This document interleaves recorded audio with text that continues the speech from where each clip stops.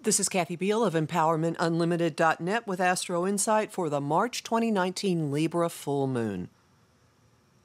The full moon takes place on March 20th, 2019 at 6:42 p.m. Pacific Daylight Time, 9:42 p.m. Eastern Daylight Time, 1:42 a.m. Greenwich Mean Time at 0 degrees Aries 9 minutes, 0 degrees Libra 9 minutes. Tired of feeling adrift and alone? Be careful what you wish for. This year's first Libra full moon puts our closest connections back in play. Not just briefly either.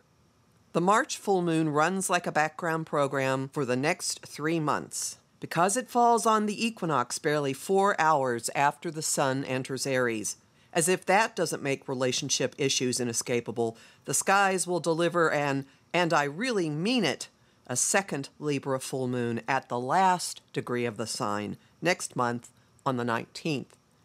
We're looking at, and re-evaluating relationships no matter what. Probably even in downtime and while sleeping, too. With a weird chant dogging us no matter where we go. It's as if we've got constant personal escorts in the form of Vogon guards from Hitchhiker's Guide to the Galaxy, droning on and on and on. Resistance is futile. Resistance is futile. Forget for the moment Libra's reputation for wanting graciousness and harmony. This season's relationship equations aren't sweet words and pretty greeting cards. They're challenging and uncomfortable, as if to force growth, like a bud pushing its way out of a seed's casing. Any Libra full moon lights up our closest connections because it occurs on the relationship axis, I versus you, or I versus the union. This full moon is particularly feisty and disruptive. It escalates the usual dichotomy into a showdown between individuals and collective forces, and between the masculine and feminine archetypes themselves. Each side is angling for dominance and how, but with wildly different motivators. The masculine is wounded, acting out, and overcompensating, while startling developments, information, and perspective shifts are requiring making room for emotions and the role of women. Other forces are egging them on. The sun, representing the masculine and supposedly logic, is fired up by Chiron, the wounded healer, who is newly in the agitating fires of Aries. The moon, representing the feminine and our emotional expression, is in a tight quincunx or adjustment aspect to radical change agent Uranus, newly in the here and now Earth of Taurus. Nothing's theoretical. Reactions are hair trigger. Agreements and rule books aren't working anymore, and this full moon will show just how out of date they are. No more tolerating, putting up with, making peace, or making do. Quick change is in the air. It will ultimately be liberating, but getting to that realization could involve shock and whiplash. Then again, people in situations that have been stuck with no visible exit or fix may welcome a greater hand entering the picture and rearranging the playing field. Not to encourage betting, but if you were so inclined, your money'd do best on the feminine's end of this skirmish. The ruler of the moon sign is Venus, goddess of love, money, and all we value, currently in the detached, airy friend zone of Aquarius. She's not one to skimp on indulging, and she, like the moon, has an ancient god egging her on, boundless Jupiter, himself a proponent of indulging, and urging her to go for it, whatever it may be. Go for multiples of it, more likely. She's hardly being passive and patient about getting fulfillment either. As the full moon completes, she's pushing against Mars, her cosmic counterpart and ruler of our drive, as well as the Aries sun. He's under her command in her home sign of Taurus, and she's making sure he does her bidding.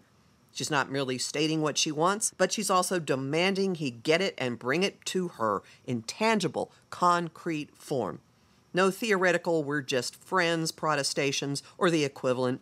She wants follow-through and proof and satisfaction. The aspect between Venus and Mars is a square, which translates in ordinary language to push comes to shove, something's got to give. What comes from this could be banter fit for a screwball comedy when movies got around the strictures of the Hay office by using verbal pyrotechnics in place of sexual behavior. That office isn't in force anymore, and with Mars and Earthy Taurus, something more physical is a likely result.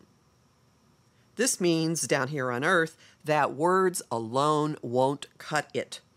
We will want proof, action, follow-through, and we may upend the game board if that doesn't come. Venus is in cahoots with Uranus. Each is in the other's sign, a condition called mutual reception. The pair is primed for sudden, radical shifts. The duo could also bring in progressive, forward-thinking, and non-traditional approaches and relationship models. Which is not dire news. Good relationships stand to improve, actually. Communication could be more productive, even simply more existent, than since Mercury stationed retrograde.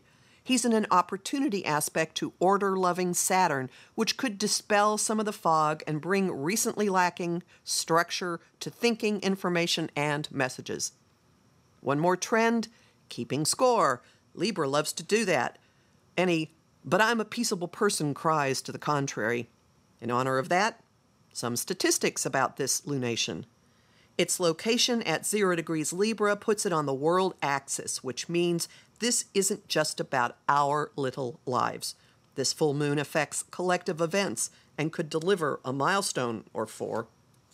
The March Libra full moon is the third and last of this year's full moons at the first degree of a sign, which infuses the lunar emotional harvest with the rawest, most unfiltered expression of the sign.